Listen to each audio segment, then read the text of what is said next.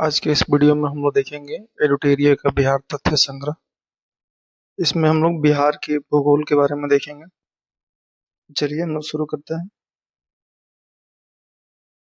बिहार भौगोलिक रूप से एक मैदानी राज्य है। यह गंगा के मैदानी क्षेत्रों में बसा एक समृद्ध क्षेत्र है। यह नेपाल के तराई क्षेत्र से विंध्य पहाड़ी एवं धारवाड़ के चट्टानी क्षेत्र तक विस्तृत है। बिहार पूर्वी भारत में स्थित राज्य है जो भौगोलिक रूप से 3 भागों में विभाजित है। पहला है पर्वतीय तराई क्षेत्र, दूसरा मैदान, तीसरा है पठार। पर्वतीय तराई क्षेत्र भी 3 भागों में है: सोमेश्वर श्रेणी, रामनगर दोन, दून घाटी। और मैदान को 2 भागों में बांटा गया है: उत्तरी गंगा का मैदान और दक्षिणी गंगा का मैदान। और पठारों को भी 2 भागों में बांटा गया: धारवाड़ चट्टान और विंध्य चट्टान। नेक्स्ट हम लोग देखते हैं सबसे पहले पर्वतीय तराई क्षेत्र के बारे में। तो यह बिहार के उत्तरी पश्चिमी भाग में हिमालय पर्वत की शिवालिक श्रेणी का भाग अवस्थित है। इसका कुल क्षेत्रफल लगभग 932 वर्ग किलोमीटर है। इसका विस्तार मुख्य रूप से पश्चिमी चंपारण जिले में है। इसे 3 उपवर्गों में विभाजित किया गया है। पहला है सोमेश्वर श्रेणी। यह श्रेणी भारत एवं नेपाल के बीच अंतर्राष्ट्रीय सीमा बनाती है और यह उत्तरी सीमा में है, जो उस बिंदु से फैलती है जहां त्रिवेणी नहर शुरू होती है और भिखना ठोरी दर्रे के पास समाप्त होती है। इस श्रेणी का निर्माण तृतीयक काल में हुआ था। तो ये पहाड़ियाँ उत्तरी गंगा के मैदान में स्थित है और बिहार के उत्तर पश्चिम भाग को घेरे हुए है। राज्य की सबसे ऊंची चोटी सोमेश्वर पहाड़ी जो कि 874 मीटर है, इसी श्रेणी में स्थित है। दूसरा है रामनगर दोन। रामनगर पहाड़ी श्रृंखला सोमेश्वर पहाड़ियों के दक्षिणी किनारे पर स्थित है। यह बेतिया जिला मुख्यालय से लगभग 40 किलोमीटर दूर गंडक नदी के तट पर स्थित है। रामनगर दून कई छोटी पहाड़ियों की एक श्रृंखला है जो 214 वर्ग किलोमीटर क्षेत्र में फैली हुई है। इसे दक्षिणी श्रेणी के रूप में देखा जा सकता है। यह दक्षिणी पर्वतमाला 32 किलोमीटर लंबी और 6 से 8 किलोमीटर चौड़ी है। इस श्रेणी की सबसे ऊंची चोटी संतपुर है जिसकी ऊंचाई 242 मीटर है। यह संतपुर ईस्ट के निकट है। हरहा नदी घाटी रामनगर दून के उत्तर पूर्व में स्थित है। लास्ट एंड थर्ड देखते हैं हम लोग दून घाटी। यह घाटी सोमेश्वर और रामनगर पर्वतमाला के बीच स्थित है। इसे दून वैली के नाम से भी जाना जाता है। यह 21 मीटर लंबा और 152 मीटर ऊंचा है। यह 214 वर्ग किलोमीटर के क्षेत्र में फैला है। इस घाटी की अधिकतम ऊंचाई 240 मीटर है। अब हम देखते हैं मैदान क्षेत्र के बारे में। तो बिहार के कुल भूभाग का लगभग 96% भाग मैदानी है। इस मैदानी भाग का निर्माण गंगा और उसकी सहायक नदियों के निक्षेप से हुआ है। इस मैदान के मध्य से गंगा नदी बहती है और गंगा नदी की अवस्थिति के आधार पर इसे 2 उपवर्गों में विभाजित किया जाता है। पहला है उत्तरी गंगा का मैदान। यह मैदान गंगा नदी के उत्तर में स्थित है और इस मैदान का निर्माण गंडक, घाघरा, बूढ़ी गंडक, बागमती, कमला बलान, कोसी और महानंदा जैसी नदियों के जलोढ़ निक्षेप से हुआ है। यह तिरहुत, सारण, पूर्णिया, दरभंगा और कोसी डिवीजन के क्षेत्र को कवर करता है और पश्चिम में घाघरा गंडक दोआब से लेकर पूरब में महानंदा घाटी तक फैला हुआ है। इस मैदान का उत्तर पश्चिमी भाग जो पूर्वी और पश्चिमी चंपारण जिले में स्थित है, अधिक ऊंचाई वाले तराई क्षेत्र के रूप में जाना जाता है। इस मैदान का ढलान उत्तर से दक्षिण तथा उत्तर पश्चिम से दक्षिण पूर्व की ओर है। इस मैदान का उत्तरी भाग अपेक्षाकृत ऊंचा है। यह जलोढ़ पंखों का स्थान है जिसका निर्माण गंडक, बूढ़ी गंडक, कोसी और महानंदा नदियों के तलछट से हुआ है। उत्तरी बिहार का यह मैदान दोआब यानी 2 मिलती हुई नदियों के बीच की भूमि में विभाजित है। घाघरा गंडक दोआब, गंडक कोसी दोआब और कोसी महानंदा दोआब बिहार में दोआब है। बिहार में 3 दोआब हैं। पहला है घाघरा गंडक दोआब, दूसरा गंडक कोसी दोआब और तीसरा है कोसी महानंदा दोआब। नेक्स्ट हम लोग देखते हैं दक्षिणी गंगा का मैदान। तो गंगा नदी से दक्षिण और दक्षिण के पठारी क्षेत्र में अवस्थित मध्य दक्षिण गंगा मैदान अवस्थित है। गंगा नदी से दक्षिण और दक्षिण के पठारी पहाड़ी क्षेत्र के मध्य दक्षिण गंगा का मैदान अवस्थित है। उत्तरी गंगा मैदान की तुलना में इसका आकार बहुत छोटा है। यह त्रिकोणीय आकार का मैदान है और इसे मगध के मैदान के नाम से भी जाना जाता है। मगध के मैदान को दक्षिणी गंगा का मैदान भी कहा जाता है। यह उत्तर में गंगा नदी और पूर्व में टाल क्षेत्र, दक्षिण में दक्षिणी पहाड़ी इलाका और पश्चिम में सोन नदी से घिरा हुआ है, जिसमें गया, जहानाबाद, औरंगाबाद, पटना, नालंदा और नवादा जिले शामिल हैं। इस मैदान का निर्माण गंगा नदी, इसकी मुख्य सहायक नदियों जैसे पुनपुन, सोन और फल्गु नदी की सहायक नदियों द्वारा हुआ है। इस मैदान का ढाल दक्षिण पश्चिम से उत्तर पूर्व की ओर है और इस क्षेत्र को 3 उपवर्ग में बांटा गया है। पहला है गंगा सोन दोआब, दूसरा है मगध का मैदान और तीसरा है अंग का मैदान। अब हम लोग पठार के बारे में देखते हैं। बिहार के दक्षिणी सीमा पर पठार एवं पहाड़ी क्षेत्र है जो झारखंड से सीमा साझा करते हैं। और दक्षिण में स्थित पठारी क्षेत्र में 2 क्रम की चट्टानें अवस्थित है। पहला है धारवाड़ चट्टानें और दूसरा विंध्य चट्टानें। मुंगेर, जमुई, नवादा, गया आदि में धारवाड़ चट्टानें पाई जाती हैं, जबकि कैमूर और रोहतास में विंध्य चट्टानें पाई जाती हैं। कुछ अन्य महत्वपूर्ण तथ्यों को देखते हैं तो बिहार के उत्तरी गंगा के मैदान में प्राकृतिक रूप से जलमग्न निम्न भूमि क्षेत्र को चौर या मन कहा जाता है। गंगा के मैदानी बाढ़ क्षेत्र में बनने वाले विशेष आकृति क्षेत्र को दियारा प्रदेश कहा जाता है और उत्तरी गंगा मैदान में कई मन, चौर या गोखुर झीलों के रूप में पाए गए हैं। दक्षिणी गंगा के मैदान में तटबंध से लगे दक्षिण की ओर गहराई वाले क्षेत्र को टाल कहा जाता है और उत्तरी गंगा का मैदान बाढ़ की विभीषिका के लिए प्रसिद्ध है। यानी कि उत्तरी गंगा के मैदान को बाढ़ का क्षेत्र माना जाता है। अब हम लोग देखते हैं दक्षिण बिहार की प्रमुख पहाड़ी।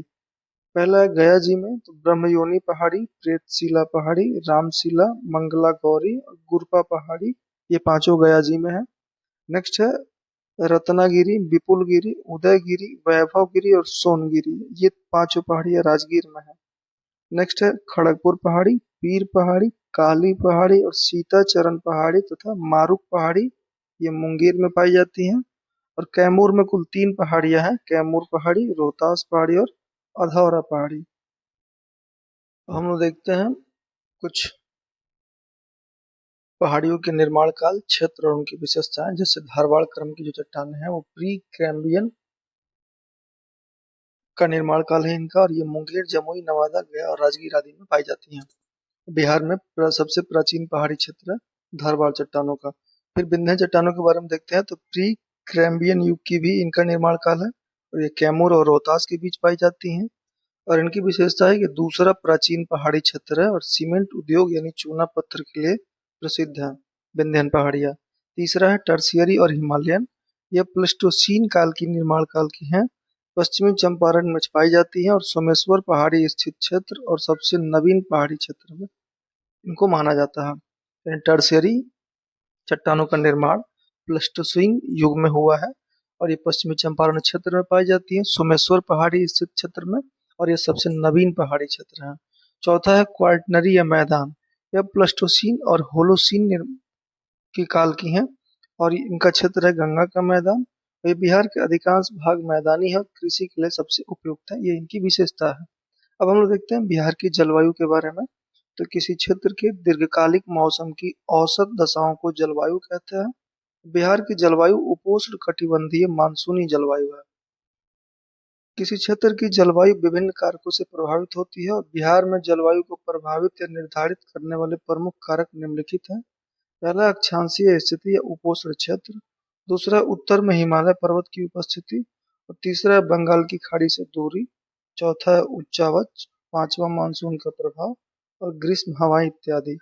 बिहार के उत्तरी एवं दक्षिणी भाग की भौगोलिक दशाओं में अंतर के कारण विभिन्न भूगोलवेताओं ने बिहार की जलवायु का अलग अलग प्रकार से वर्गीकरण किया है। जैसे कोपेन के अनुसार उत्तरी बिहार को CWG से संकेत किया जाता है और दक्षिणी बिहार को AW से संकेत किया जाता है। और ट्रिवार्था के अनुसार उत्तरी बिहार को CAW से संकेत किया जाता है और दक्षिणी बिहार को AW से दर्शाया जाता है। और थॉर्नवेट के हिसाब से उत्तरी पश्चिमी संकीर्ण क्षेत्र को CBW से संकेतित किया जाता है और शेष बिहार को CAW से संकेत किया जाता है। बिहार में सामान्यतः 3 ऋतुएं होती हैं, पहला है ग्रीष्म ऋतु, दूसरा है वर्षा ऋतु और तीसरा शीत ऋतु। जब सूर्य के उत्तरायण की स्थिति होती है तब तापमान में वृद्धि से वायुदाब में कमी आने लगती है और यह मार्च से मध्य जून की स्थिति होती है। 2025 में औसत तापमान 24 डिग्री सेंटीग्रेड दर्ज किया गया है। इस मौसम में पश्चिमी और मध्य बिहार में गर्म हवाएं चलती है जिन्हें लू कहा जाता है। इस मौसम में तापमान 32 डिग्री सेल्सियस होता है और सबसे गर्म स्थान गया जिला है जिसका तापमान 47 डिग्री सेल्सियस है। मानसून आने के पूर्व बिहार में बंगाल की खाड़ी से आने वाले उष्णकटिबंधीय चक्रवातों के कारण वर्षा होती है, जिसे नार्वेस्टर या काल बैसाखी कहते हैं। दूसरा है वर्षा ऋतु। जून मध्य से अक्टूबर मध्य के बीच समय को बिहार में वर्षा ऋतु के रूप में माना जाता है। बिहार में मानसून का प्रवेश मध्य जून में होता है और बिहार में जुलाई एवं अगस्त में अधिक वर्षा होती है। बिहार में औसत वर्षा 112 सेंटीमीटर होती है। 2011 से 2025 के दौरान औसत वर्षापात 99.24 सेंटीमीटर रहा। 2024 में बिहार में औसत वर्षा 102.5 सेंटीमीटर रहा। वर्ष 2024 में सर्वाधिक वर्षा किशनगंज में हुई और सबसे कम वर्षा वैशाली में हुई। बिहार में दक्षिणी पश्चिमी मानसून की बंगाल की खाड़ी की शाखा से सर्वाधिक वर्षा होती है और बिहार में उत्तरी भाग अधिक वर्षा प्राप्त करता है, जिसके कारण उत्तरी बिहार बाढ़ से तथा दक्षिणी बिहार का कुछ भाग सूखा से प्रभावित होता है। नेक्स्ट हम लोग देखते हैं शीत ऋतु के बारे में। इसका काल मध्य अक्टूबर से फरवरी माह तक होता है। मानसून लौटने के साथ बिहार में शीत ऋतु आरंभ हो जाती है। बिहार में दिसंबर एवं जनवरी माह सर्वाधिक ठंडक वाला होता है और सर्वाधिक ठंडा जिला गया है। दिसंबर जनवरी माह में भूमध्य सागर से आने वाले शीतोष्ण चक्रवात के कारण पश्चिमी एवं मध्य बिहार में हल्की वर्षा होती है। यह वर्षा रबी फसल के लिए लाभदायक होती है। अत्यधिक ठंड बिहार में रबी फसल के लिए काफी लाभदायक होती है। नेक्स्ट हम लोग देखते हैं बिहार में कृषि जलवायु क्षेत्र। बिहार में कृषि की दशाओं एवं फसल वर्गीकरण के आधार पर कृषि जलवायु क्षेत्र को 3 वर्गों में विभाजित किया गया है। दक्षिणी बिहार के तीसरे वर्ग को 2 उप वर्गों में विभाजित किया गया है।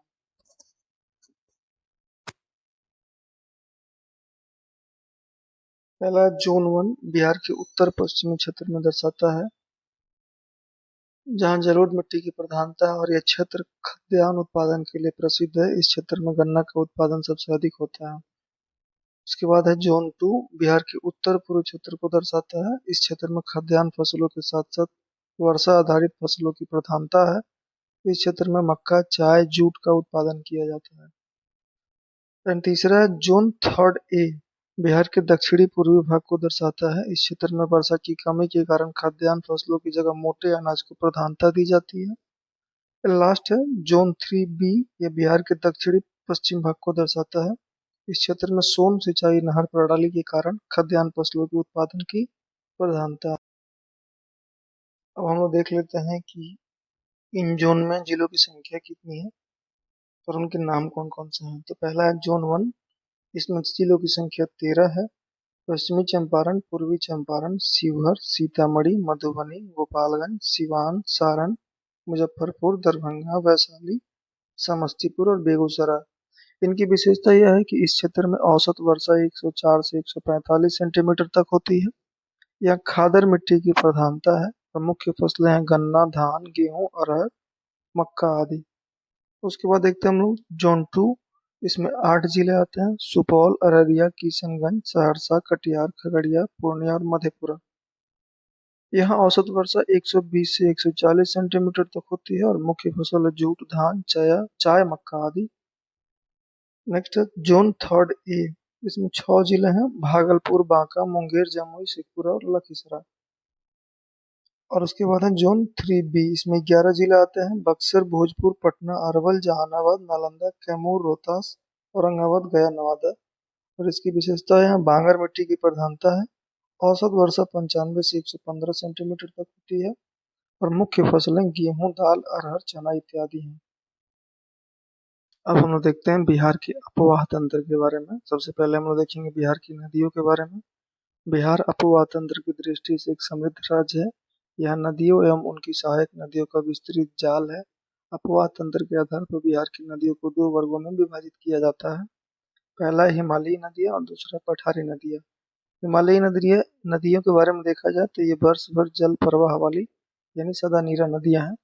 ये उत्तर से दक्षिण की ओर प्रवाहित होती हैं। ये नदियाँ पूर्ववर्ती होती हैं। ये नदियाँ बड़े बड़े डेल्टा बनाती हैं और ये नदियाँ बाल्य अवस्था में हैं। ये मार्ग परिवर्तन एवं गोखुर झील बनाने वाली नदियाँ हैं। अत्यधिक जल संग्रहण के कारण बाढ़ का कारण भी बनती हैं। और गंगा, गंडक, कोसी, महानंदा, बागमती इत्यादि हिमालयी नदियाँ हैं। अब हम देखते हैं पठारी नदियों के बारे में। तो ये वर्षा आधारित नदियाँ हैं। ये दक्षिण से उत्तर की ओर प्रवाहित होती हैं। ये नदियाँ अनुवर्ती हैं। ये नदियाँ छोटे डेल्टा बनाती हैं और ये नदियाँ प्रौढ़ा अवस्था में है। ये सीधी गमन करने वाली नदियाँ हैं, इसमें बाढ़ की संभावना कम होती है। और सोन, पुनपुन, फल्गु, अजय आदि ये सभी पठारी नदियाँ हैं। अब हम लोग देखते हैं नदियाँ और उसके उद्गम और बिहार में कहाँ प्रवेश करती हैं और उनका संगम या मुहाना। सबसे पहले हम लोग गंगा नदी के बारे में देखते हैं। तो ये गंगोत्री उत्तराखंड से निकलती है और बिहार के बक्सर चौसा नामक जगह पर बिहार में आती है और बंगाल की खाड़ी में जाकर मिल जाती है। दूसरा है घाघरा नदी, या उसका उद्गम तिब्बत से होता है और ये बिहार में सिवान में प्रवेश करती है और ये गंगा सारण में जाकर मिल जाती है। तीसरी गंडक नदी जो नेपाल से निकलती है और पश्चिमी चंपारण वाल्मीकि नगर में बिहार में प्रवेश करती है और सोनपुर में गंगा नदी में जाकर मिल जाती है। उसके बाद है बूढ़ी गंडक जो कि सोमेश्वर पहाड़ी से निकलती है, पश्चिमी चंपारण में बिहार में प्रवेश करती है और खगड़िया में गंगा में जाकर मिल जाती है। उसके बाद है बागमती जो कि नेपाल से निकलती है, महाभारत श्रेणी की है और यह सीतामढ़ी में बिहार में प्रवेश करती है और कोसी में जाकर मिल जाती है। उसके बाद है कमला नदी, यह भी नेपाल के महाभारत श्रेणी से निकलती है और यह मधुबनी में बिहार में प्रवेश करती है और यह भी कोसी नदी में जाकर मिल जाती है। उसके बाद है कोसी नदी, ये गोसाई स्थान नेपाल से निकलती है और सुपौल में प्रवेश करती है बिहार में और गंगा कुर्सेला में कटिहार में जाके मिल जाती है। उसके बाद है महानंदा नदी, पश्चिम बंगाल के दार्जिलिंग जिले की पहाड़ी से निकलती है और किशनगंज में प्रवेश करती है और मालदा में गंगा में जाकर मिल जाती है। उसके बाद है कर्मनाशा नदी, विंध्य पहाड़ी से निकलती है और कैमूर में प्रवेश करती है और चौसा के निकट गंगा में जाके मिल जाती है। उसके बाद है सोन नदी जो अमरकंटक पहाड़ी मध्य प्रदेश से निकलती है, रोहतास में प्रवेश करती है और दानापुर में गंगा में जाके मिल जाती है। उसके बाद है पुनपुन नदी जो झारखंड के पलामू से निकलती है और औरंगाबाद क्षेत्र में ये बिहार में प्रवेश करती है और ये फतुहा में जाके गंगा में मिल जाती है। उसके बाद है फल्गु या निरंजना नदी जो छोटा नागपुर पठार से निकलती है, गया जिले में प्रवेश करती है और पुनपुन नदी के साथ गंगा में मिल जाती है। उसके बाद है सकरी नदी जो छोटा नागपुर पठार से निकलती है, नवादा में प्रवेश करती है और क्यूल नदी के साथ गंगा में मिल जाती है। उसके बाद है क्यूल नदी जो हजारीबाग झारखंड से निकलती है और जमुई में प्रवेश करती है और गंगा लखीसराय में जाके मिल जाती है। उसके बाद है अजय नदी जो जमुई से निकलती है और जमुई में ही प्रवेश करती है बिहार में और गंगा पश्चिम बंगाल में जाके मिल जाती है। नेक्स्ट हम लोग देखते हैं गंगा नदी के बारे में। यह गंगा नदी उत्तराखंड के गंगोत्री ग्लेशियर से निकलती है। इसकी लंबाई 2525 किलोमीटर है, जिसमें बिहार में इसकी लंबाई 445 किलोमीटर है। देवप्रयाग में अलकनंदा और भागीरथी दोनों नदियों के मिलने के बाद इस नदी को गंगा के नाम से जाना जाता है। गंगा नदी बिहार की सबसे प्रमुख नदी एवं प्रवाह तंत्र का आधार है। गंगा नदी बिहार में बक्सर जिले में चौसा के समीप प्रवेश करती है और कटिहार एवं भागलपुर से सीमा बनाते हुए बिहार से बाहर पश्चिम बंगाल में चली जाती है। इस दौरान गंगा नदी बिहार के 12 जिले बक्सर, भोजपुर, सारण, पटना, वैशाली, समस्तीपुर, बेगूसराय, मुंगेर, खगड़िया, कटिहार, भागलपुर, लखीसराय इन 12 जिलों से गुजरती है। बिहार में गंगा नदी की सर्वाधिक लंबाई पटना जिले में है और गंगा की सहायक नदियों में घाघरा, गंडक, बूढ़ी गंडक, कोसी, सोन, पुनपुन आदि नदियां बिहार में गंगा से मिलती हैं, जबकि महानंदा, अजय बिहार से बाहर गंगा में मिलती हैं। बांग्लादेश में इसे पद्मा नदी कहा जाता है और यह अंततः बंगाल की खाड़ी में गिरती है। अब हम लोग देखते हैं घाघरा नदी के बारे में। यह मानसरोवर तिब्बत के पास से निकलती है, बिहार के सिवान में प्रवेश करती है, उत्तर प्रदेश और बिहार की सीमा पर बहती हुई सारण में गंगा में मिल जाती है। इसका अन्य नाम सरयू है मैदानी भागों में, कोबरा, करनाली नेपाल में इसको बोला जाता है। इसकी सहायक नदियां हैं राप्ती, छोटी गंडक, शारदा, भेरी, सती इत्यादि। नेक्स्ट हम लोग देखते हैं महानंदा नदी के बारे में। यह पश्चिम बंगाल के दार्जिलिंग जिले की पहाड़ी से निकलकर किशनगंज, पूर्णिया और कटिहार होते हुए पश्चिम बंगाल के मालदा में गंगा नदी से मिलती है। यह उत्तर बिहार की सबसे पूर्वी नदी है। इसकी सहायक नदियां हैं पैनोर, नागर, बालासर, मेची। कर्मनाशा नदी इसकी उत्पत्ति विंध्य पहाड़ी से होती है और यह विंध्य एवं उत्तर प्रदेश की सीमा निर्धारित करते हुए बक्सर के चौसा में गंगा नदी से मिलती है। यह दक्षिण बिहार की सबसे पश्चिमी नदी है। कर्मनाशा नदी को अपवित्र नदी माना जाता है। तो हम लोग देखते हैं सोन नदी के बारे में। यह मध्य प्रदेश के अमरकंटक पहाड़ी के मैकाल श्रेणी से निकलती है।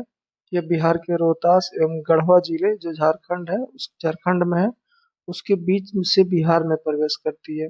रोहतास तथा भोजपुर की पूर्वी सीमा बनाते हुए मनेर दानापुर में गंगा नदी से मिलती है। यमुना के बाद गंगा की दूसरी सबसे बड़ी दक्षिणी सहायक नदी है। इसकी प्रमुख सहायक नदियां हैं रिहंद, कन्हार और उत्तरी कोयल। सोन नदी पर डेहरी बांध जो कि रोहतास में है, इंद्रपुरी बैराज ये भी रोहतास में है, और बाढ़ सागर बांध ये मध्य प्रदेश में स्थित है। ये तीनों बांध सोन नदी पर है। सोन नदी पर बने नहरों ने रोहतास भोजपुर के शुष्क मैदानी क्षेत्र को बिहार का मुख्य चावल उत्पादक क्षेत्र बनाया है। नेक्स्ट हम लोग देखते हैं पुनपुन नदी के बारे में। यह झारखंड के पलामू जिले के छोटा नागपुर पठार से निकलती है तथा बिहार में औरंगाबाद जहानाबाद होते हुए फतुहा में गंगा नदी में मिल जाती है। इसकी प्रमुख सहायक नदियां मुरहर, मादर, धरदा आदि हैं। यह दक्षिण बिहार की सबसे प्रमुख नदी है। नेक्स्ट हम लोग देखते हैं फल्गु नदी के बारे में। यह हजारीबाग के पठार से निकलने वाली लीलाजन यानी निरंजना तथा मोहाना नदियों के मिलने से बनती है। अंततः गया होते हुए पुनपुन नदी में मिल जाती है जो गंगा की उपनदी है। गया में फल्गु नदी के पास विष्णुपद मंदिर स्थित है जहाँ पितृ पक्ष के दौरान लाखों की संख्या में हिंदू धर्म के तीर्थ यात्री आते हैं। और फल्गु नदी पर भारत का सबसे बड़ा रबर डैम यानी गयाजी डैम बनाया गया है। फल्गु नदी के किनारे ही गौतम बुद्ध को ज्ञान की प्राप्ति हुई थी। अब हम लोग देखते हैं बिहार की नदियों के किनारे बसे कुछ प्रमुख शहर जैसे गंगा, पटना, मोकामा, मुंगेर, भागलपुर, बक्सर ये गंगा नदी के किनारे हैं। फिर छपरा घाघरा नदी के किनारे, हाजीपुर गंडक नदी के किनारे, बांका चांदन नदी के किनारे, सोनपुर गंडक नदी के किनारे, मुजफ्फरपुर खगड़िया समस्तीपुर बूढ़ी गंडक नदी के किनारे, दरभंगा बागमती नदी के किनारे, गया फाल्गु नदी के किनारे, फतुहा पुनपुन नदी और गंगा नदी के किनारे पे है, और लखीसराय किउल नदी के किनारे पे है। अब हम लोग देखते हैं बिहार की नदी घाटी परियोजनाएं। जल प्रबंधन के उद्देश्य से बिहार में 3 बहुउद्देशीय परियोजनाओं का निर्माण किया गया है। इन परियोजनाओं में बाढ़ नियंत्रण, सिंचाई प्रबंधन, जल संरक्षण, पर्यटन, परिवहन, ऊर्जा उत्पादन आदि को लक्षित किया गया है। बिहार में बहुउद्देशीय परियोजनाएं 3 नदियों पर है, सोन नदी, गंडक नदी, कोसी नदी। सोन बहुउद्देशीय परियोजना के बारे में देखा जाए तो इसका निर्माण 1874 में डेहरी ऑन सोन रोहतास में किया गया। यह बहुउद्देशीय नदी परियोजना बिहार की सबसे पुरानी एवं प्रथम नदी घाटी परियोजना है। डेहरी में बारोन के पास सोन नदी पर बांध बनाकर 2 नहरें दोनों किनारे से निकाली गई हैं, पूर्वी सोन नहर तथा पश्चिमी सोन नहर। पूर्वी सोन नहर से औरंगाबाद, गया, जहानाबाद, अरवल, पटना तक सिंचाई की जाती है तथा पश्चिमी सोन नहर से रोहतास, कैमूर, बक्सर, भोजपुर आदि जिलों में सिंचाई की जाती है। सोन नहर पर 2 जल विद्युत केंद्र डेहरी जल विद्युत केंद्र तथा बारून जल विद्युत केंद्र जो 3.3 मेगावाट के हैं और डेहरी जल विद्युत केंद्र जो 6.6 मेगावाट के हैं, इन दोनों को स्थापित किया गया है। देखते हैं गंडक बहुउद्देशीय परियोजना के बारे में। गंडक परियोजना भारत एवं नेपाल की संयुक्त परियोजना है और इसका लाभ बिहार, उत्तर प्रदेश एवं नेपाल को मिलता है। गंडक परियोजना के लिए 1959 में नेपाल के साथ समझौता हुआ। इस परियोजना का कार्य 1960 में प्रारंभ हुआ। इस परियोजना के अंतर्गत भारत नेपाल सीमा पर भैंसा लोटन में गंडक नदी के बांध का निर्माण कर जलाशय का निर्माण किया गया है। यह बांध वाल्मीकि नगर के पास त्रिवेणी संगम के पास निर्मित है। गंडक परियोजना में जलाशय से पूर्व एवं पश्चिम की ओर नहर निकाली गई है, पूर्वी गंडक नहर तथा पश्चिमी गंडक नहर। पूर्वी नहर 3 भागों में विभक्त है जिसे तिरहुत, त्रिवेणी और दून नहर के नाम से जाना जाता है। तिरहुत, त्रिवेणी एवं दून नहर से पश्चिमी चंपारण, पूर्वी चंपारण, मुजफ्फरपुर, वैशाली आदि जिलों को सिंचाई की जाती है। पश्चिमी नहर जलाशय से नेपाल होकर निकलती है और नेपाल में सिंचाई के अतिरिक्त इनसे निकलने वाली सहायक नहरों से उत्तर प्रदेश में गोरखपुर, देवरिया एवं बिहार में सीवान, सारण में सिंचाई होती है। इस परियोजना के तहत पूर्वी नहर पर 15 मेगावाट का जल विद्युत केंद्र स्थापित किया गया है। इसी प्रकार विद्युत केंद्र पश्चिमी नहर पर भी बना है। नेक्स्ट हम लोग देखते हैं कोसी बहुउद्देशीय परियोजना के बारे में। कोसी परियोजना भारत और नेपाल की संयुक्त परियोजना है। इस परियोजना की स्थापना 1953 में की गई। यह परियोजना 1954 में चालू की गई। इस परियोजना के तहत हनुमान नगर बांध बनाकर नेपाल में जलाशय का निर्माण किया गया है। यह परियोजना 1965 में पूर्ण रूप से तैयार हुई। कोसी नदी पर निर्मित जलाशय से पूर्व एवं पश्चिम की ओर नहरों का निर्माण किया गया है। पूर्वी कोसी नहर इससे अररिया, सुपौल, पूर्णिया आदि में सिंचाई होती है। पश्चिमी कोसी नहर इससे दरभंगा, मधुबनी, सुपौल एवं बेगूसराय आदि में सिंचाई होती है। बिहार की कुछ प्रमुख झीलों के बारे में अगर देखा जाए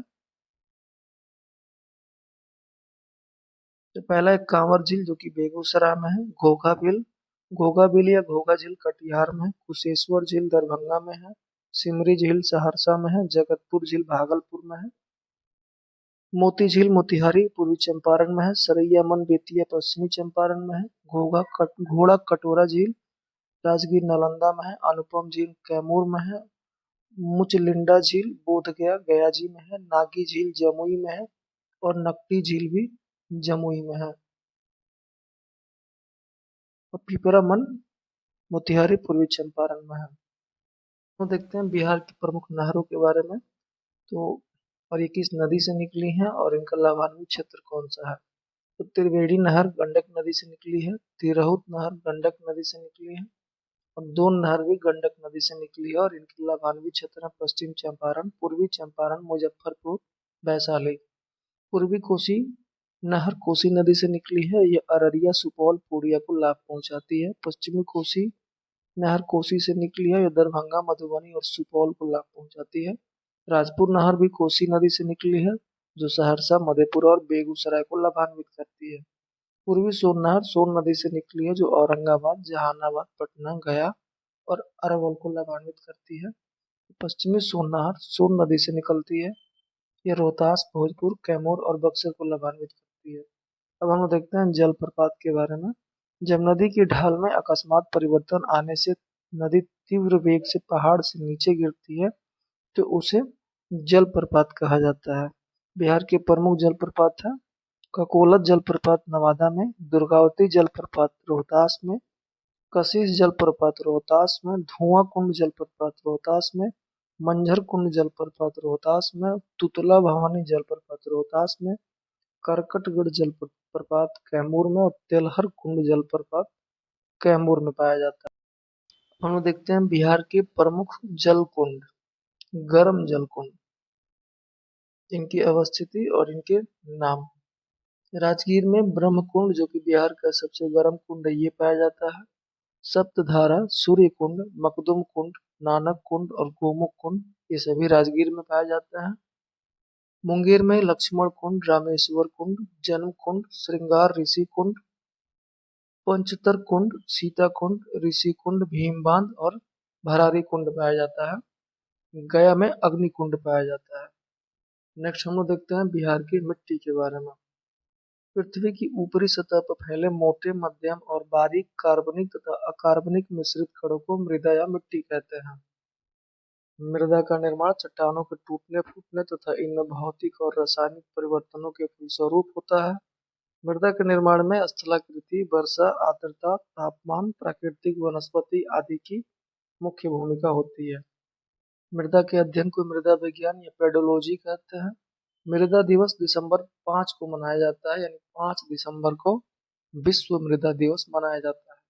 बिहार एक मैदानी राज्य है जहाँ लगभग 90% क्षेत्र में जलोढ़, अपोढ़ या कछारी मिट्टी पाई जाती है। बिहार में मिट्टी को उत्तर बिहार एवं दक्षिण बिहार में निम्नलिखित रूप में विभाजित किया गया है। उत्तर बिहार की मिट्टी पर्वतपदीय मिट्टी है, तराई मिट्टी, पुरानी जलोढ़ या बांगर मिट्टी, नवी जलोढ़ या खदर मिट्टी। और दक्षिणी बिहार की मिट्टी देखा जाए तो ये टाल मिट्टी है, कगारी मिट्टी है, पुरानी जड़ों जड़ोल पुरानी जलोढ़ या करैल केवाल मिट्टी है, लाल पीरी या बलथर मिट्टी है। उत्तरी बिहार की मिट्टी के बारे में देखा जाए तो उत्तर बिहार की मिट्टी का निर्माण हिमालय से निकलने वाली गंगा, गंडक, बूढ़ी गंडक, कोसी, महानंदा एवं उसकी सहायक नदियों से हुआ है और उत्तर बिहार की मिट्टी को 4 उपवर्गों में बांटा गया है। नेक्स्ट हम लोग देखते हैं पर्वतपदीय मिट्टी पिडमॉन्ट। यह मिट्टी पश्चिम चंपारण के उत्तरी पश्चिमी भाग के सोमेश्वर श्रेणी के आसपास पाई जाती है और इस क्षेत्र में अधिक वर्षा होने के कारण मृदा में अधिक नमी पाई जाती है और यह अधिक उपजाऊ होती है। यह मृदा मुख्य रूप से धान एवं गन्ने की खेती के लिए अनुकूल होती है। नेक्स्ट हम देखते हैं तराई मिट्टी के बारे में। इस मिट्टी का विस्तार बिहार के उत्तरी सीमा पर पश्चिम से चंपारण से लेकर पूर्व में किशनगंज तक 5 से 7 किलोमीटर चौड़ी पट्टी में है। इस मिट्टी में कहीं कहीं कंकड़ और रेत की मात्रा अधिक पाई जाती है तथा कई जगहों पर दलदली भूमि का भी विकास हुआ है। यह मिट्टी हल्के भूरे या पीले रंग की होती है। मिट्टी धान, पटसन और गन्ने की खेती के लिए अनुकूल होती है। नेक्स्ट हम लोग देखते हैं पुरानी जलोढ़ और बांगर मिट्टी। इस मिट्टी का विकास उन क्षेत्रों में होता है जहां बाढ़ का पानी प्रतिवर्ष नहीं पहुंच पाता और इस मिट्टी का विस्तार मुख्यतः घाघरा, गंडक, दोआब और बूढ़ी गंडक के पश्चिमी भाग में है। इसका विस्तार पूर्णिया, सहरसा, दरभंगा, मुजफ्फरपुर आदि क्षेत्रों में है। इस मिट्टी को बाल सुंदरी मिट्टी भी कहा जाता है। इस मृदा में चूना और पोटास की अधिकता और फास्फोरस एवं नाइट्रोजन की कमी होती है। इसकी प्रकृति क्षारीय होती है और इसमें मुख्य रूप से धान, गेहूं, मक्का, तंबाकू, गन्ना उगाया जाता है। नेक्स्ट हम देखते हैं नवीन जलोढ़ या खादर मिट्टी। नदियों द्वारा प्रतिवर्ष लाए गए अवसादों से खादर मिट्टी का निर्माण होता है। इस मिट्टी का विस्तार गंगा, गंडक, बूढ़ी गंडक, कोसी, महानंदा की निचली घाटी में है। इस मिट्टी का रंग गहरा भूरा होता है तथा इसमें बालू एवं चीका की प्रधानता होती है। इस मिट्टी में नाइट्रोजन की कमी पाई जाती है। यह मिट्टी अत्यधिक उर्वर होती है जिससे पर्याप्त सिंचाई होने पर धान, गेहूं, जूट, मक्का आदि को की पैदावार अच्छी होती है। उसके बाद हम लोग देखते हैं दक्षिणी बिहार की मिट्टी। दक्षिणी बिहार की मिट्टी का विस्तार गंगा नदी तथा छोटा नागपुर पठार के मध्य है। मिट्टी की संरचना के आधार पर दक्षिण बिहार की मिट्टी को 4 भागों में वर्गीकृत किया गया है। पहला है टाल मिट्टी। यह निम्न भूमि का क्षेत्र होता है जो वर्षा ऋतु में जल प्लावित रहता है। टाल मिट्टी का विस्तार गंगा के दक्षिणी तट पर बक्सर से भागलपुर तक 8 से 10 किलोमीटर चौड़ी पट्टी में है। यह मिट्टी मोटे कण वाली धूसर रंग की भारी मिट्टी होती है। इस मिट्टी में सबसे रबी फसलें सबसे अच्छी होती हैं और ये क्षेत्र दलहन उत्पादन के लिए प्रसिद्ध है। उसके बाद है कगारी मिट्टी। गंगा नदी के दक्षिणी तट पर सोन, फल्गु, पुनपुन, किऊल नदियों के किनारों पर इस मिट्टी का विस्तार है। इसकी उर्वरा शक्ति कुछ कमजोर होती है। यह मिट्टी मोटे अनाज एवं सब्जी के उत्पादन के लिए जानी जाती है। इस मिट्टी में उगाए जाने वाली प्रमुख फसलें मक्का, सरसों, मिर्च आदि हैं। उसके बाद है पुरानी जलोढ़ या करैल केवाल मिट्टी। इस मिट्टी का विस्तार बक्सर, उत्तरी गया, पटना, नालंदा, मुंगेर से भागलपुर तक है। इस मिट्टी की उर्वरा शक्ति अधिक होती है। इसमें जल सोखने की क्षमता भी अधिक होती है और इस मिट्टी का रंग गहरा भूरा, पीला एवं हल्का होता है। इस मिट्टी में उगाई जाने वाली प्रमुख फसलें मक्का, धान, बाजरा, आलू, अरहर, गेहूं आदि हैं। उसके बाद है लाल, पीली या बलथर मिट्टी। पश्चिम में कैमूर श्रेणी के निकट से पूर्व में राजमहल की उच्च भूमि तक 8 से 15 किलोमीटर चौड़ी पट्टी में इस मिट्टी का विस्तार है। यह मिट्टी जमुई, मुंगेर के खड़गपुर पहाड़ी क्षेत्र, बांका, नवादा और औरंगाबाद के पठारी क्षेत्रों में पाई जाती है। इस मिट्टी में रेत एवं कंकड़ की बहुलता होती है एवं इसकी उर्वरा शक्ति काफी कम होती है। इस मिट्टी में जल संग्रहण की क्षमता भी कम होती है। लौह तत्व की प्रधानता के कारण यह लाल रंग की होती है और इसकी प्रकृति अम्लीय होती है और इस मिट्टी में मक्का, ज्वार, बाजरा, अरहर आदि मोटे अनाज उपजाए जाते हैं। अन्य महत्वपूर्ण बिंदुओं को देखा जाए तो लाल बलुई मिट्टी कैमूर एवं रोहतास के पठारी क्षेत्रों में पाई जाती है। इस मिट्टी में बालू एवं लेटराइट मिट्टी के अंश भी पाए जाते हैं। इस मिट्टी में मुख्य रूप से ज्वार, बाजरा, मक्का जैसे मोटे अनाज उपजाए जाते हैं। अब हम देखते हैं वन एवं वन्य जीव के बारे में। तो बिहार एक मानसूनी प्रदेश है। यह मुख्य रूप से मानसूनी पर्णपाती वन पाए जाते हैं। इन पर्णपाती वनों को इनकी विशिष्टता के आधार पर 2 भागों में बांटा जाता है। पहला आर्द्र पर्णपाती वन और दूसरा शुष्क पर्णपाती वन। आर्द्र पर्णपाती वन उन क्षेत्रों में पाए जाते हैं जहां वर्षा औसत 120 सेंटीमीटर से अधिक होती है। बिहार में आर्द्र पर्णपाती वन किशनगंज, पश्चिमी चंपारण, वाल्मीकि नगर वन तथा नेपाल के सीमावर्ती क्षेत्रों में पाए जाते हैं। ऐसे वनों में साल, सेमल, जामुन, सागवान आदि के वृक्ष मिलते हैं। इसके अतिरिक्त इन वनों में सवई घास, हाथी घास, नरकट, बेट आदि झाड़ियां पाई जाती हैं। उसके बाद है शुष्क पर्णपाती वन। ये उन क्षेत्रों में पाए जाते हैं जहां वर्षा में औसतन 120 सेंटीमीटर से कम होती है। बिहार के अधिकांश भागों में इसी प्रकार के वन पाए जाते हैं। ये वन कैमूर की पहाड़ी, मुंगेर, जमुई, बांका आदि क्षेत्रों में पाए जाते हैं। इन वनों में शीशम, अमलतास, साल, खैरा, महुआ, पलास, जामुन, बांस आदि के वृक्ष पाए जाते हैं। अब हम देखते हैं बिहार के वन्यजीव अभ्यारण्य। बिहार में एक राष्ट्रीय उद्यान तथा 12 वन्यजीव अभ्यारण्य है। आर्थिक सर्वेक्षण 2025-26 के अनुसार पहला अभयारण्य है वाल्मीकि नगर राष्ट्रीय उद्यान, जो कि पश्चिमी चंपारण में है। 1779.71 वर्ग किलोमीटर क्षेत्रफल में फैला है। यह बिहार का एकमात्र राष्ट्रीय उद्यान है। इसमें बिहार के सबसे घने वन पाए जाते हैं। बिहार का एकमात्र वाल्मीकि बाघ आरक्ष 898.9 स्क्वायर किलोमीटर इसके अंदर ही है। दूसरा है भीम बांध एवं वन्यजीव अभयारण्य मुंगेर में है। इसका क्षेत्रफल 680.94 वर्ग किलोमीटर है। यह तेंदुआ, भालू, सुअर, मगरमच्छ के लिए प्रसिद्ध है। तीसरा है गौतम बुद्ध पक्षी विहार, ये गया में है। इसका क्षेत्रफल 138.33 वर्ग किलोमीटर है। चौथा है कांवर झील वन्यजीव अभयारण्य, जो कि बेगूसराय में है। इसका क्षेत्रफल 63.11 वर्ग किलोमीटर है। यह साइबेरियाई पक्षियों का आश्रय स्थल है और रामसर सूची में शामिल बिहार का प्रथम आर्द्रभूमि क्षेत्र है। उसके बाद है कैमूर वन्यजीव अभयारण्य, जो कि रोहतास और कैमूर में पाया जाता है संयुक्त रूप से। इसका क्षेत्रफल है 1784.73 वर्ग किलोमीटर। यह बिहार का सबसे बड़ा वन्यजीव अभयारण्य है। उसके बाद है नागी बांध पक्षी विहार, जो कि जमुई में है। 1.92 वर्ग किलोमीटर में सबसे छोटा वन्यजीव अभयारण्य है। उसके बाद है नकटी डैम वन्यजीव अभयारण्य, जो ये भी जमुई में पाया जाता है। इसका क्षेत्रफल 3.33 वर्ग किलोमीटर। विश्व पर्यावरण दिवस 2024 के अवसर पर नागी और नकटी पक्षी अभयारण्य को रामसर सूची में शामिल किया गया है। और अंतिम है राजगीर वन्यजीव अभयारण्य, जो कि नालंदा में पाया जाता है और ये 35.84 वर्ग किलोमीटर क्षेत्रफल में फैला है। उसके बाद है उदयपुर वन्यजीव अभयारण्य, जो पश्चिमी चंपारण में पाया जाता है। इसका क्षेत्रफल 8.87 वर्ग किलोमीटर है। इस अभयारण्य के अंतर्गत स्थित उदयपुर झील को वर्ष 2025 में रामसर सूची में शामिल किया गया है। उसके बाद है रजौली वन्यजीव अभयारण्य, जो नवादा में है। 27.27 वर्ग किलोमीटर इसका क्षेत्रफल है। कुशेश्वर स्थान पक्षी वन्यजीव अभयारण्य दरभंगा में है। 29.21 वर्ग किलोमीटर इसका क्षेत्रफल है। साइबेरियाई पक्षियों का यह आश्रय स्थल है। इसके बाद है विक्रमशिला डॉल्फिन वन्यजीव अभयारण्य, ये भागलपुर में है। 60 किलोमीटर स्क्वायर इसका क्षेत्रफल है। ये गंगा नदी में मुंगेर से भागलपुर तक फैला है और भारत के पहले डॉल्फिन अभयारण्य के रूप में प्रसिद्ध है। उसके बाद है बड़ैला सलीम अली पक्षी अभयारण्य, वैशाली में है। 1.98 स्क्वायर किलोमीटर इसका क्षेत्रफल है और यह दूसरा सबसे छोटा वन्यजीव अभयारण्य है। बिहार के रामसर स्थल के बारे में देखते हैं तो बिहार में कुल 6 रामसर स्थल हैं। कांवर झील, ये 2020 में रामसर स्थल बना। ये बेगूसराय में है और इसका क्षेत्रफल 2620 हेक्टेयर है। दूसरा है नागा पक्षी अभयारण्य, ये 2024 में रामसर स्थल बना। ये जमुई में है और 206 हेक्टेयर इसका क्षेत्रफल है। उसके बाद है नकटी पक्षी अभयारण्य, ये भी 2024 में रामसर स्थल बना। ये जमुई जिला में है और 333 हेक्टेयर इसका क्षेत्रफल है। उसके बाद है गोकुल जलाशय, ये 2025 में रामसर स्थल बना और ये बक्सर जिले में है और 448 हेक्टेयर इसका क्षेत्रफल है।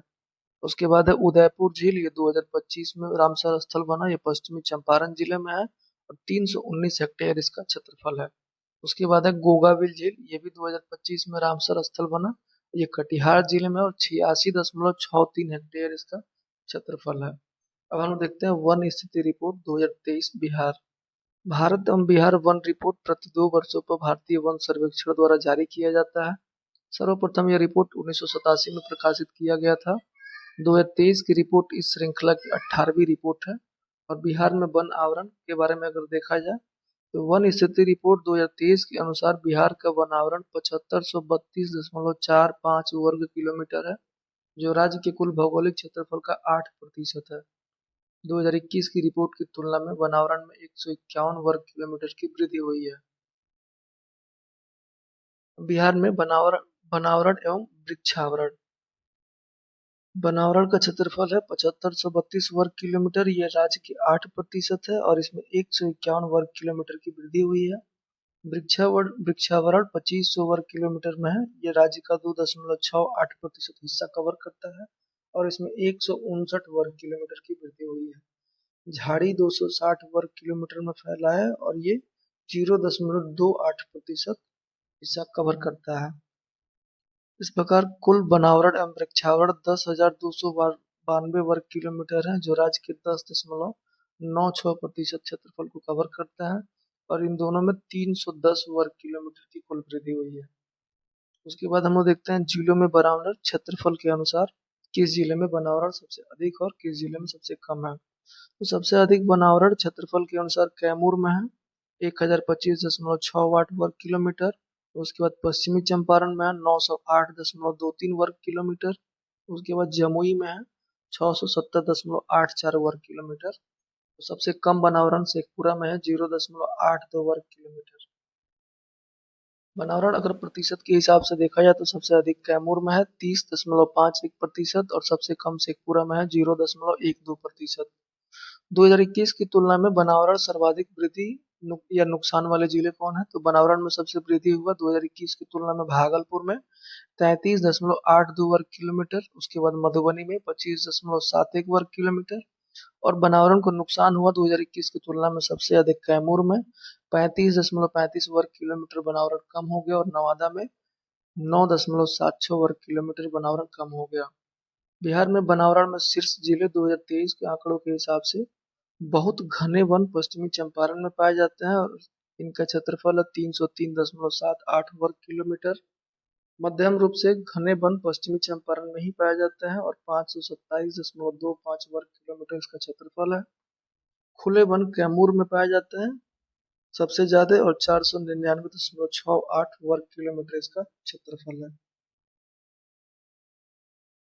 और यहाँ 2019, 21 और 23 के बनावरण की तुलना हुई है, आप इसे देख सकते हैं। 2023 के हिसाब से 7532 वर्ग किलोमीटर कुल बनावरण है। आर्थिक सर्वेक्षण 2025-26 के अनुसार बिहार में वन एवं वृक्ष आवरण 10.5% है। बिहार में विभिन्न प्रकार की वनों की संरचना के बारे में देखा जाए तो खुले वन की संरचना 51%, मध्यम सघन वन 44% और अत्यंत सघन वन 5% है। 10% से अधिक शिखर घनत्व या और 1 हेक्टेयर अधिक क्षेत्रफल वाली वृक्षाच्छादित भूमि को वनाच्छादन माना जाता है।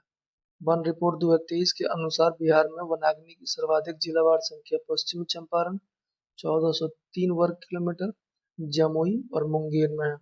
बिहार में आपदा प्रबंधन के बारे में अगर हम देखें तो बिहार एक मैदानी राज्य है जहाँ की मुख्य आपदा बाढ़ है। इसके अतिरिक्त बिहार सूखा, भूकंप, चक्रवात, लू जैसी आपदाओं से भी पीड़ित होता है। बाढ़ बिहार के 38 जिलों में से 28 जिले बाढ़ से प्रभावित रहते हैं। इन 28 जिलों में 15 अत्यधिक बाढ़ प्रभावित तथा 13 कम बाढ़ प्रभावित जिले हैं। बाढ़ का अत्यधिक प्रभाव उत्तर बिहार में देखा जाता है और बिहार का बाढ़ग्रस्त क्षेत्र भारत के कुल बाढ़ग्रस्त क्षेत्र का 16.5% है। अत्यधिक बाढ़ प्रभावित जिले 15 हैं। पूर्वी चंपारण, मुजफ्फरपुर, वैशाली, सीतामढ़ी, शिवहर, दरभंगा, मधुबनी, समस्तीपुर, सहरसा, सुपौल, मधेपुरा, खगड़िया, बेगूसराय, भागलपुर, कटिहार। कम बाढ़ प्रभावित जिले हैं पश्चिमी चंपारण, सारण, सिवान, गोपालगंज, पूर्णिया, किशनगंज, पटना, नालंदा, भोजपुर, बक्सर, लखीसराय और शेखपुरा। बाढ़ आने के कुछ प्रमुख कारण है बिहार की भू आकृति का नीचा होना, बिहार में वर्षा ऋतु के 2 माह में अत्यधिक वर्षा होना, उत्तर बिहार की नदियों में वर्षा ऋतु में अत्यधिक जल प्रवाह होना और बिहार में जल प्रबंधन का अभाव होना और तटबंधों का टूटना और जल संग्रहण क्षेत्र में मानव का प्रसार इत्यादि। सूखा मानसून की अनिश्चितता और जल के अवैज्ञानिक दोहन के कारण सूखा की स्थिति उत्पन्न होती है और बिहार का लगभग 20% क्षेत्र सूखे से प्रभावित होता है। सूखे से प्रभावित होने वाले प्रमुख जिले हैं औरंगाबाद, गया, नवादा, रोहतास, कैमूर, मुंगेर। सूखा नियंत्रण के लिए आधुनिक सिंचाई पद्धति जैसे टपक सिंचाई, फव्वारा सिंचाई आदि का प्रयोग एवं नहर निर्माण का कार्य किया जाना आवश्यक है। अब भूकंप के बारे में अगर देखा जाए तो बिहार की भौगोलिक अवस्थिति हिमालय के समीप होने के कारण यहाँ भूकंप की संभावना को जन्म देती है। बिहार के अलग अलग क्षेत्रों में भूकंप की संभावना के आधार पर विभिन्न जोन 5, 4 एवं 3 में विभाजित किया गया है। जोन 5 जो कि अत्यधिक प्रबलता रहती है भूकंप आने की, ये किशनगंज, सहरसा, सुपौल, मधेपुरा, अररिया, सीतामढ़ी, दरभंगा, मधुबनी और पूर्णिया जिले में। और जोन 4 के अंतर्गत जो जिले आते हैं जहाँ मध्यम प्रबलता रहती है वो है पूर्वी चंपारण, पश्चिमी चंपारण, सारण, वैशाली, पटना, सिवान, शिवहर। और जोन 3 जहाँ निम्न प्रबलता रहती है भूकंप आने की वो गया, औरंगाबाद, रोहतास, कैमूर, बक्सर, भोजपुर, मुंगेर। बिहार भौगोलिक रूप से समुद्र तटीय राज्य नहीं है लेकिन बंगाल की खाड़ी के समीप होने के कारण यह चक्रवात जैसी आपदा से भी कभी कभी प्रभावित होता है। बंगाल की खाड़ी में उत्पन्न होने वाला चक्रवात पश्चिम बंगाल झारखंड से होकर बिहार के सीमावर्ती जिलों को प्रभावित करता है। चक्रवात से मुख्य रूप से बिहार के पूर्वी जिले किशनगंज, पूर्णिया, भागलपुर, कटिहार, अररिया आदि प्रभावित होते हैं। चक्रवात में मूसलाधार वर्षा एवं तेज हवाओं से जान माल की क्षति होती है। सेंडाई फ्रेमवर्क और बिहार। जापान के सेंडाई शहर में मार्च 2015 में आपदा जोखिम में कमी लाने के लिए तीसरा संयुक्त राष्ट्र विश्व शिखर सम्मेलन आयोजित किया गया था। इस सम्मेलन में आपदा जोखिम में कमी लाने के संबंधित 7 प्रमुख लक्ष्य निर्धारित किए गए। भारत ने 1 जून 2016 को सेंडाई फ्रेमवर्क को अपनाया और बिहार भारत का पहला राज्य है जिसने सेंडाई फ्रेमवर्क से संबंधित कार्य योजना को लागू किया है। और इसी के तहत बिहार में 2016 में आपदा जोखिम न्यूनीकरण रोडमैप 2015 से 2030 को अपनाया गया। इस प्रकार हम लोग का एडुटेरिया तथ्य संग्रह का बिहार का भूगोल वाला पोर्शन कंप्लीट हुआ।